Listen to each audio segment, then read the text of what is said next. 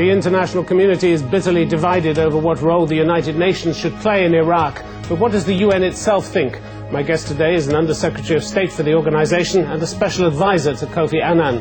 Could the UN also do with some serious reconstruction alongside Iraq? Or if it was a building where people spoke effectively to each other, we wouldn't have seen war in the Middle East for the last 25 days, would we? Let's be honest about this. Talking has broken down, and broken down spectacularly at the United Nations. It was a very, very interesting and challenging moment for us. You know, we saw 8 weeks, almost 9, I think, of fairly intensive efforts on the part of Council members to come to agreement on how they would go ahead and implement their 17 earlier resolutions on Iraq. This time they failed to agree. 17 times earlier they had. What was interesting, though, was that in this particular instance you had a government, indeed a coalition, that was determined to take certain steps, and you had other members of the Council that were not prepared to agree with them. That's what happened in this case.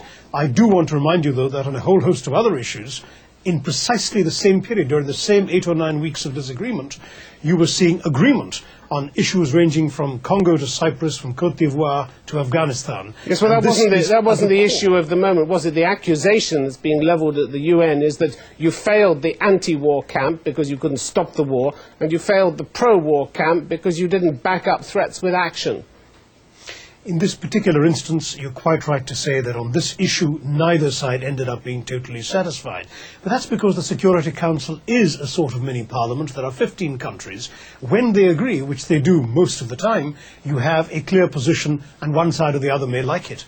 On these rare occasions when they do not agree, you essentially do not have a piece of legislation emerging. That happens in every democratic country. Here's another instance. Here too. Here's another instance where they didn't agree, which was the summit that took place over the weekend between Russia, France and Germany. How divisive do you think this summit has been, where you have the Russian president, for instance, talking about the exporting of capitalist democratic revolution, and President Chirac of France talking of the armies of Britain and France as powerful occupiers? This is divisive, isn't it? This is what Tony Blair called the emergence of rival poles of power. You should be worried by that, aren't you?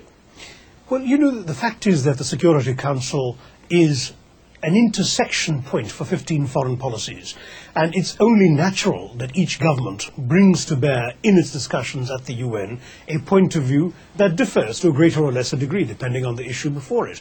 On this issue, it's clear there are varying points of view. One of Kofi Annan's big priorities is to try and bring countries together, not to agree with each other in every particular, that would be really quite unusual, but rather to get them to find common ground where their disagreements are not necessarily that severe. Mr. Thurrow, this is well underway. Listening to you, one could hardly believe that there is a massive war now taking place in the Middle East as a result of massive international disagreement, splits right down the middle of the UN, NATO, the EU and the Arab League, all multilateral institutions now split from top to bottom, and you're sitting there in New York telling me that actually it's really the best of all possible worlds and most people agree on most things. It's difficult, it's difficult to equate the two, I have to say. That one could almost think you're on another planet.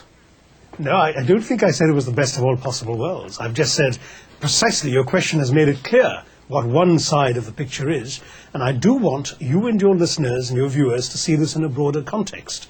I do believe, of course, that this war is a tragedy.